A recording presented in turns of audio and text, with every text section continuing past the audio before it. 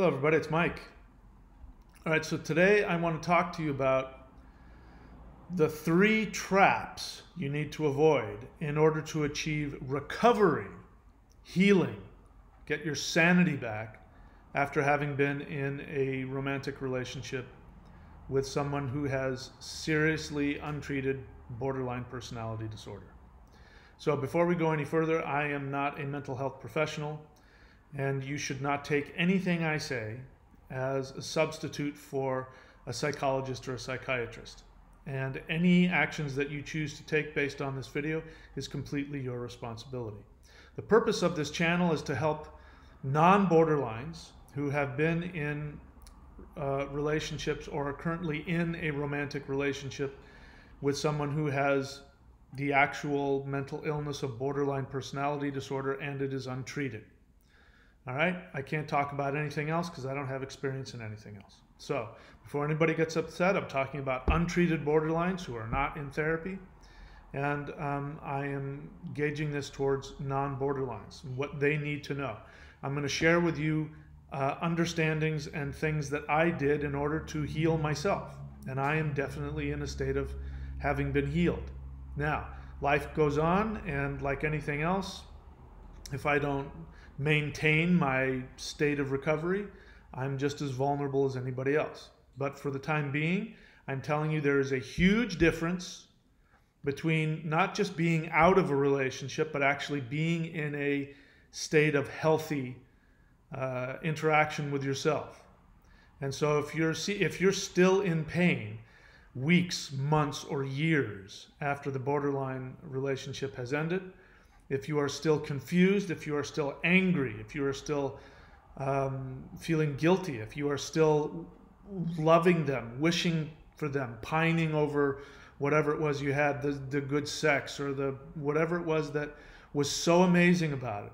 If you're still in any of those states of being, you're still in the relationship and it is still affecting you. And for those that have been in it, only those that have been in it can know the actual depth of pain and the very specific kind of craziness and hell that is created within the non-borderline when they get deeply attached to somebody who has untreated borderline personality disorder. And it's not like any other dysfunctional relationship. I've had no shortage of my share of dysfunctional relationships, but nothing ever came close to this. It was easily the most toxic, destructive experience of my life, and that's saying a lot. And I was only with her for a few months, so I can't even know. I mean, I can guess what it would be like if you've been with somebody for years. In fact, I know people who have been in relationships with borderlines for years, and they're actually physically unwell. The craziness and the stress and the damage to them psychologically has actually affected them physically to the point where they're physically extremely unwell. So this is a serious thing. Again, this is not meant for borderlines. Borderlines come onto the channel and you're welcome here. This isn't for you, so if you're getting your feelings hurt, feel free to watch another video. I'm not here to demonize people who have borderline personality disorder. In fact, I said there are 3 traps that you need to avoid, but there's actually a 4th one I want to say here. So the first thing that you have to understand is that they have a mental illness. They're not bad people. They're not evil people. They may act like evil people. They may do really bad things. But they themselves are actually victims of a horrible mental illness that is most oftentimes associated with severe trauma and abuse at the level of infancy. And so there's something broken in them. That's why we call it a mental illness. When I use the word mental illness, I'm being very specific about that. It's not to disparage them.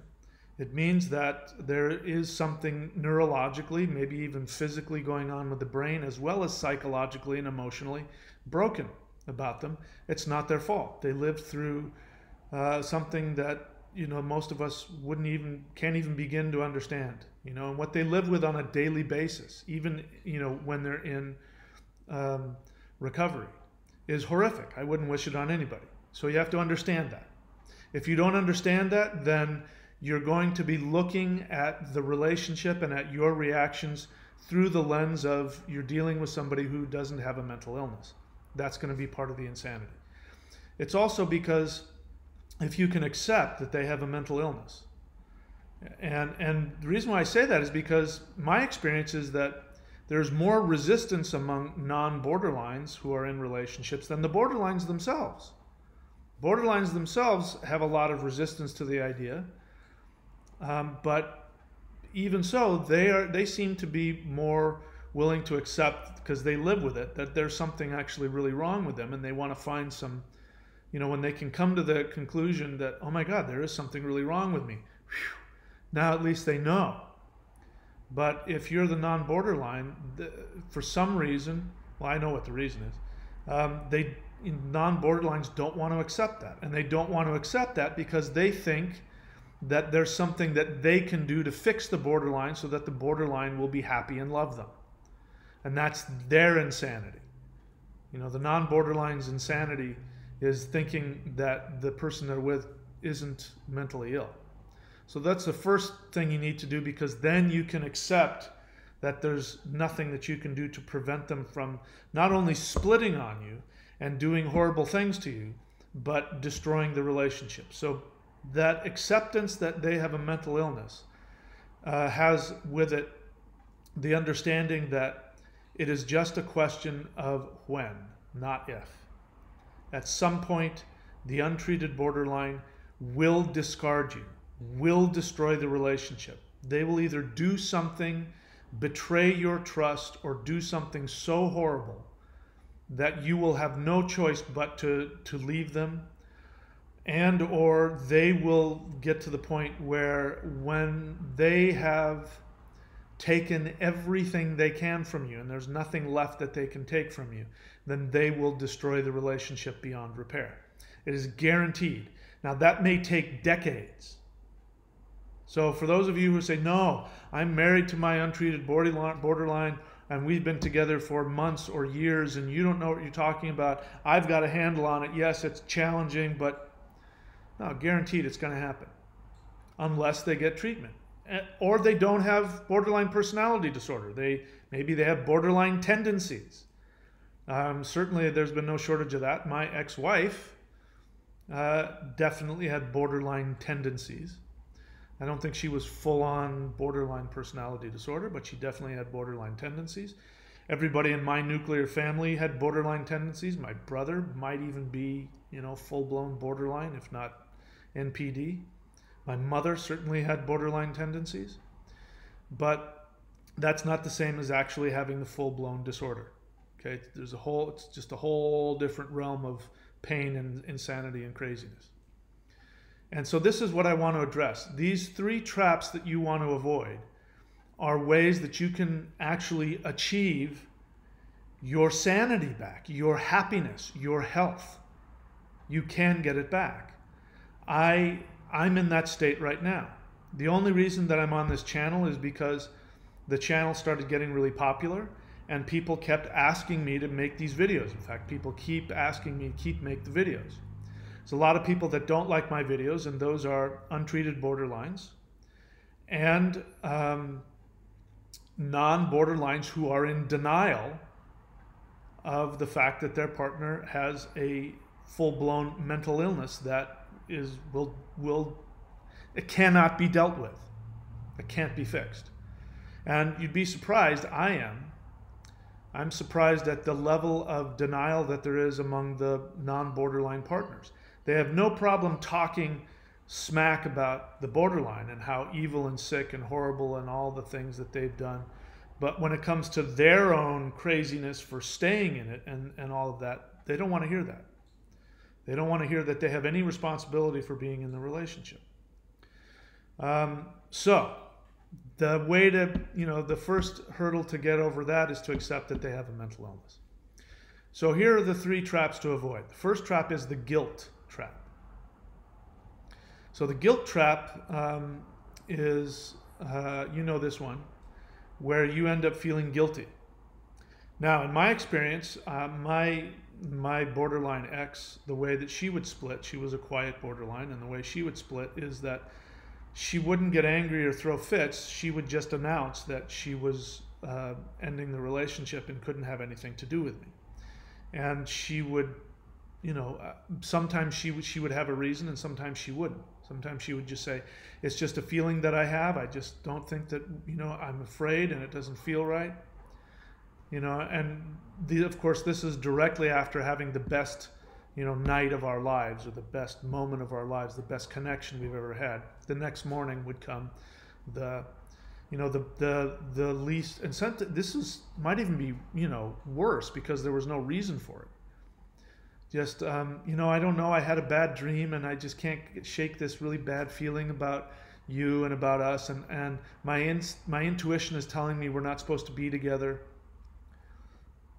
Or to the other extreme of her very quietly, reading from, she spent all night writing it out on a piece of paper. Therefore, because she's not screaming and yelling, that I should just be totally okay and happy that she's doing it. Saying, here are the reasons why I can't be with you and why you're dangerous for me, and I can't have anything to do with you, and I can't have any contact with you. And then, I'd have feelings and get all upset. And she'd say, oh my God, you're getting so upset. I'm not angry. I spent all day writing this. Why are you getting so upset? Well, because you're tearing my guts out all over the floor. Oh my God, you're so full on. That's how mine did it. But however it happens, it'll be very extreme and very intense and very painful and very, very, very confusing, because you'll come off of the most beautiful, intense, intimate connection, and then it'll go to, total, utter destruction of the relationship. Now, what ends up happening is that they induce a feeling of guilt in you. So the difference between seduction and induction is, seduction is what it sounds like. You're trying to overtly seduce somebody into a state of mind or state of feeling or whatever it is. But induction is when it's done subtly. And I became aware of this after the first time she discarded me in, like I said, a way that didn't make any sense. She just called me the next day and said, I had a bad dream last night about us, and I just don't think that we should be together. My intuition just says, and I don't even know what it is. I just know that we shouldn't be together, and so I can't have any contact with you. And it was the first time that it happened, so we weren't too deep into the relationship. So, and it was. I mean, we had gone through the whole "I love you, we're going to get married, we're soulmates" kind of thing. So we did go through that initial idealization phase, and then so she split on me, and so because it was early on and my defenses hadn't been totally demolished by that point, I honored it and I said, okay, fine, I won't contact you. If you don't want me to contact you, I won't contact you ever again. And then the next day, for the week, I think 2 weeks went by. Every single moment of every single day, I was obsessed with what was she doing, what was she feeling. I became aware about 2/3 of the way through that I was feeling really guilty, and I wasn't aware of it. On a conscious level, I knew that she had broken up with me. I knew that she had told me whatever she had told me, and that I had made the commitment not to contact her. On an unconscious level, I was walking around physically feeling guilty, emotionally feeling really guilty, and thinking about her. I found myself thinking about how bad off she is, and I did something wrong, and feeling guilty. And then I sat and I really asked myself what was going on, and I became aware that I was feeling guilty, that like I had broken up with her. I was walking around feeling as though I had broken up with her, that I had destroyed her, and that it was my job to go and, get her back and to make it all okay and to go to her rescue, and, even though she said to stay away, to go and say, I have to see you, and, and to allow myself to, to be gaslighted into feeling like I did it to her, which happened a few times. There was a few times, and directly after this, we talked about it, and then I allowed myself to be gaslighted into thinking that I was the one that ended it, because I was afraid of intimacy. And so that's all happening on the induced level, all of that guilt. So you need to understand that guilt is not coming from you. You haven't done anything. Whether you broke up with them or they broke up with you, if you're with somebody that has full-blown borderline personality disorder, we're 99.99% sure that what happened is that they destroyed the relationship. They either made it intolerable so that you had to leave, or they themselves left and discarded you. So if you're feeling that guilt of like it's somehow your fault and you need to go get them back, even though you know you're not supposed to, that craziness, that's induced from them. Because that's what's happening on their unconscious level. As you know, with borderlines, their thing is they don't want to be abandoned. And their fear of abandonment is so intense that they actually create the abandonment that they're afraid you're going to do. So you end up doing exactly what they think you're going to do the moment that they meet you. And in fact, they orchestrate it.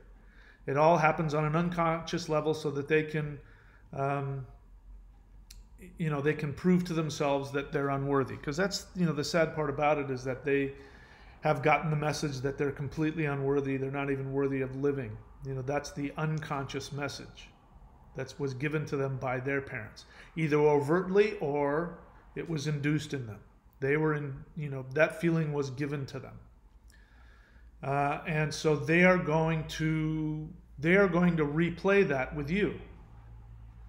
And as you know, borderlines only see you as a parent, so they're going to replay their experience of being discarded by their parents, and they're going to have you discard them, whether they have to discard you. Because, and you remember, if they do discard you, like, mine when the last one, her reasoning was that I was trying to destroy her self-esteem, that I was telling her she was crazy, that I was insidiously planning her demise, which of course none of those things were even remotely true, quite in fact the opposite. But that shows you that even though she was the one discarding, it was because she felt I was discarding her. Because accusing somebody of insidiously planning out their demise, it means, just another way of saying you're rejecting me. So it's just a very complicated way of saying that. So your feeling of guilt is meaningless. That's why you feel crazy, because there's a part of you that goes, I didn't do anything wrong. And then there's another part of you that's feeling guilty that they're on their own and you have to go fix them and, all that other stuff. So that's the first trap, is the guilt trap. That's not coming from you, that's coming from them. Second trap is the confusion trap. So the confusion comes from what I said, in the beginning, which was not understanding that they have a mental illness. Now, this I don't completely understand the depth of the mechanics of it, but what ends up happening is that you think that they're normal. I've got some time now away from my borderline ex. And now, with all the hindsight, the only things that I can remember are all of the really insane things that she did. And I would like to get into it, but even though I haven't given out this person's name, I don't really want to start saying some really personal things that, that go on with her. But if I were to list them to a normal person, they would go, oh my God, that person is really mentally ill. There's something really wrong with that person. But I swept all those under the rug, and I only focused on the things that seemed normal and seemed good. But the truth is, even when she was love bombing me, even in the idealization phase, there was so many things that she was doing that were not normal, and that normal people don't do. There's more of those than the positive.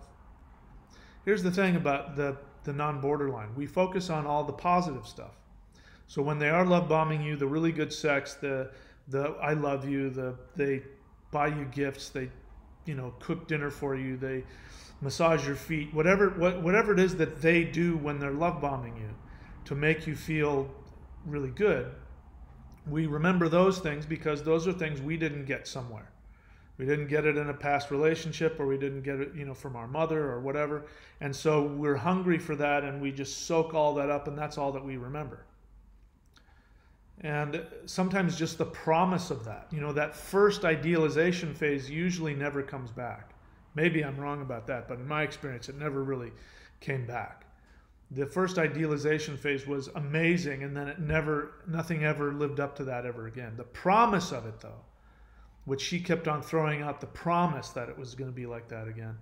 The promise of that, that first month, the good things that happened in that first month, that kept me going for all the rest of the months in the relationship that were horrible. So it creates a confusion. The confusion of thinking that they're normal and sane, but there's a big part of you that just keeps saying something is really wrong here. And this feeling, even when she was love bombing me, I had pictures and I got rid of them, but I wish I could show them to you because I would.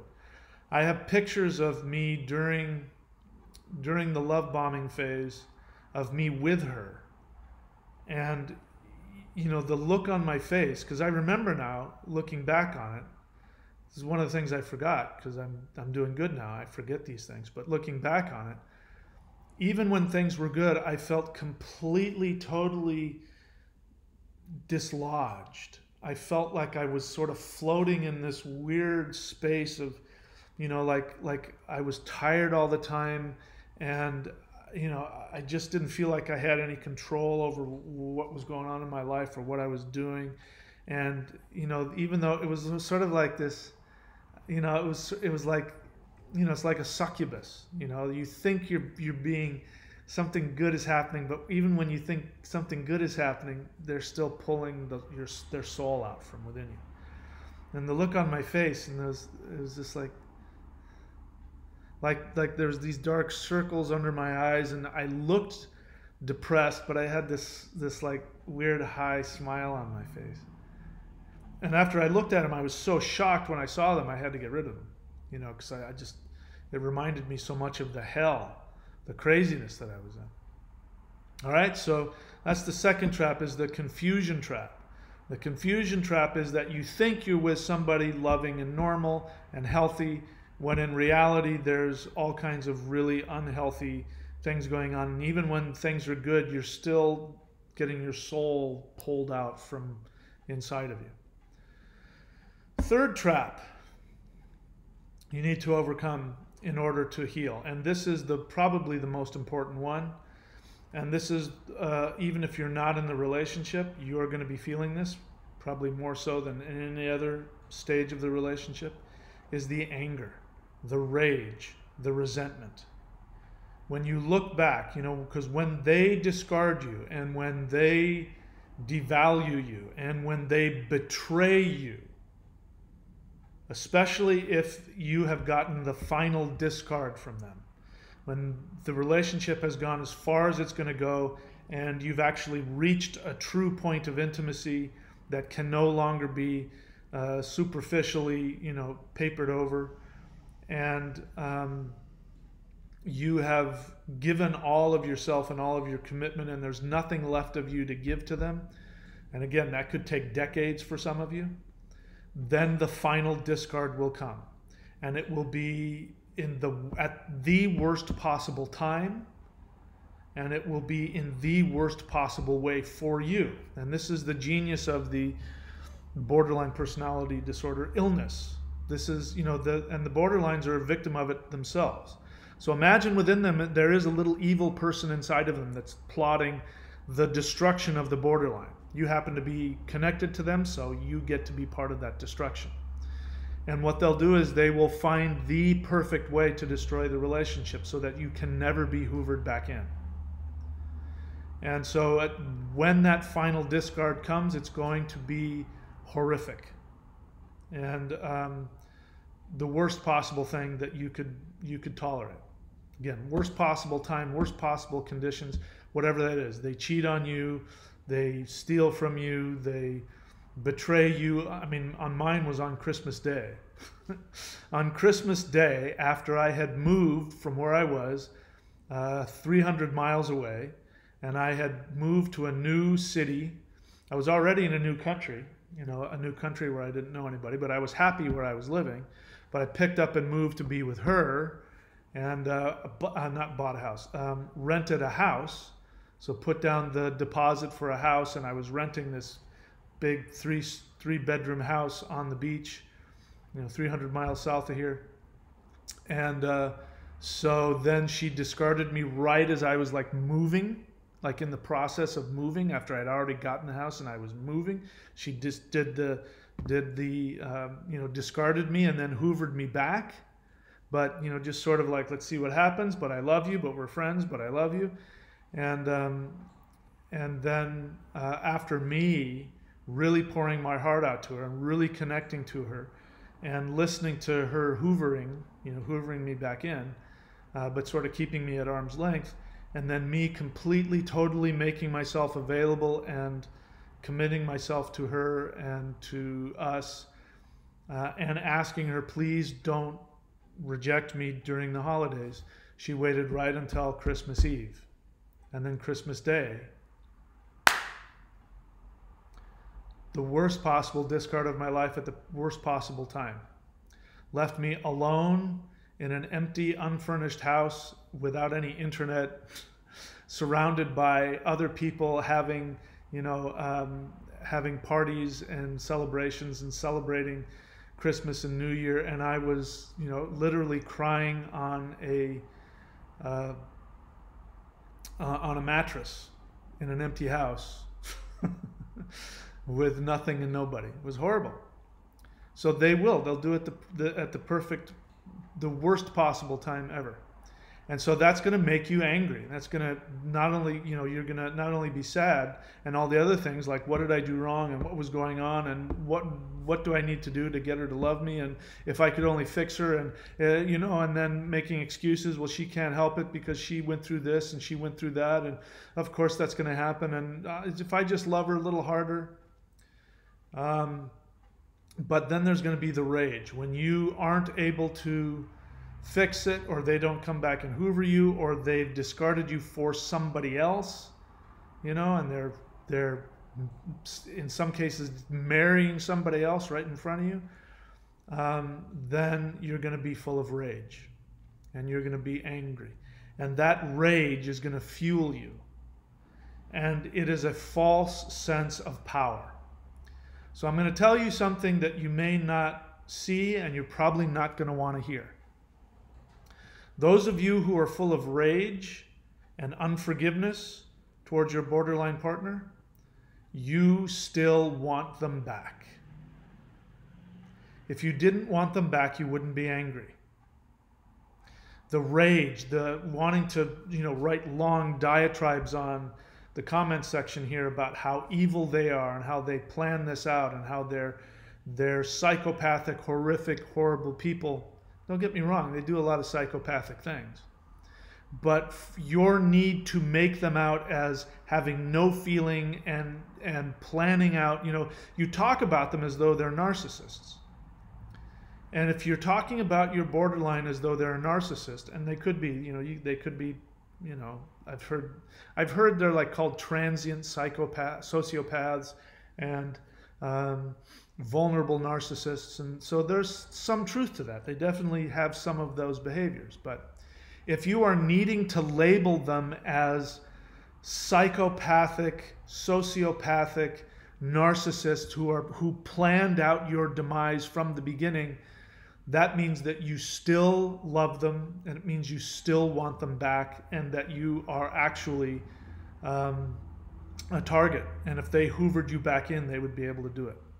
So you have to get over that anger trap, that resentment trap, in order to be able to be happy again. The whole point of it is this. A lot of people want to argue with me about semantics and all this other stuff. And I just say, listen, are you happy? In fact, two people have said, stop asking, are you happy? What do you mean? Isn't that what you want? Don't you want to be happy? If you aren't happy, arguing with me isn't going to make you happier.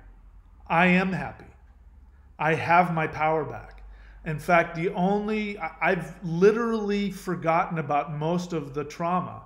I have a vague memory of a lot of it, but it's only because I'm doing this channel and I go back and I watch the old videos of me when I was in it. And then I'm remembering what was going on. And I now remember, for a lot of you, those of you who are contacting me, asking me to continue to share my thoughts and experiences, I know that you're at those places I was at.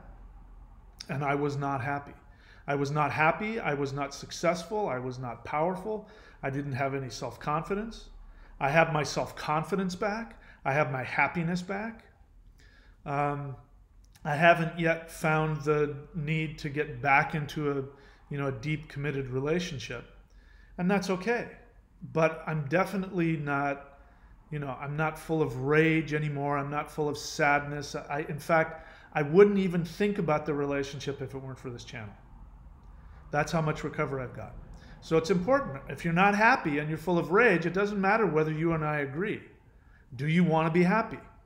If you want to be happy, I only know to share with you what I did. So as I tell my students on my other channel, if you want what I have, you got to do what I do. So those are the three traps. First thing you need to understand is that they do have a mental illness and they will discard you. It will happen. Not a question of if, but when. It may take decades. So if they're not treated, get out. The three traps you have to avoid, number one is the guilt trap that is induced. You actually don't feel guilty. They are inducing you to feel guilty in all kinds of really weird, unconscious ways. It's really not them, it's their mental illness is doing it. They don't even realize they're doing it a lot of the times. A lot of times they do, a lot of times they don't. But it's induced. That's why it makes you feel so crazy. They told you to stay away, but the feeling that you get is, I'm supposed to go and save them now. Why did I break up with them? Wait, I didn't break up with them. They broke up with me. Maybe it's my fault. No, it's their fault. No, it's my fault. So you got to get out of that guilt. And then the confusion, which is what I was just starting to get at. Is it my fault, or did they said this, but I feel this? And even though one of the most confusing times was after that first or second discard, where I could feel in my gut that something was wrong. Like physically, my body, there was this actual pain in my solar plexus of anxiety that was just starting to kill me. And it didn't matter whether I was with her or not with her. I still felt it. It didn't go away. And I think the first or the second time that she hoovered me back in, I was planning on saying no. In fact, I was planning on, not ever talking to her again. The phone rang, and I'm not going to pick that up. I'm not going to pick that up. Hello? And then as she's talking, I'm like, I'm not going to get back together with her. Okay, let's get back together. Okay, I'm not going to go see her. All right, I'll drive down there 3 hours to come see you right now. Click. And after I got off the phone, that first time, I couldn't decide which was worse. Part of me was happy that we were back together, and there was another part of me that was just like, no, this is so bad for you. This is the worst possible thing. You are now in hell. And I was in hell because I wanted her and I didn't want her, and I was so confused. So that confusion, the trap of the confusion. And then the third trap is, again, the rage, the resentment. You got to get over that. So I've got a link up here. I haven't done anything with it yet. I'm sorry. I will be putting together something here. But I'm going to share with you things that I did to heal. In the meantime, my three-step approach. If you want what I have, you got to do what I do. First thing is, you've got to get therapy from a qualified mental health professional. You won't be able to figure this out on your own. You need help from somebody who knows how to treat people and treat partners of cluster B personalities, borderline personality disorder. You've got to find somebody who knows how to help you with that. Number two, you need 12-step work. So you need to go to CODA, Codependence Anonymous, and you can just go to coda.org, CODA.org, and find a Zoom meeting. You can get to a Zoom meeting, no excuses. Go in and get that. Work the 4th step and the 10th step, which will have a direct, those are the steps that you need to get rid of the rage and the resentment. And then the 3rd step is to have some kind of spiritual practice. I don't care what it is, going to church, doing Tai Chi, going to yoga, meditating, some kind of regular daily spiritual discipline. Those three things: therapy, the 12 steps, and a daily spiritual discipline. If you pour yourself into those, it's really focusing on the 4th and the 10th step. If you pour yourself into those, you will have recovery. You will get your sense of self back, and you'll look back and you'll see the relationship for what it really was. Right now, you can't see it for what it really is. All right, so that's it for me right now. Those are the 3 traps to avoid. That's it. Happy 4th of July for those of you in the U.S. after having probably just coming out of a long weekend. And that's it. I'll talk to you guys soon. Whoops, wrong one.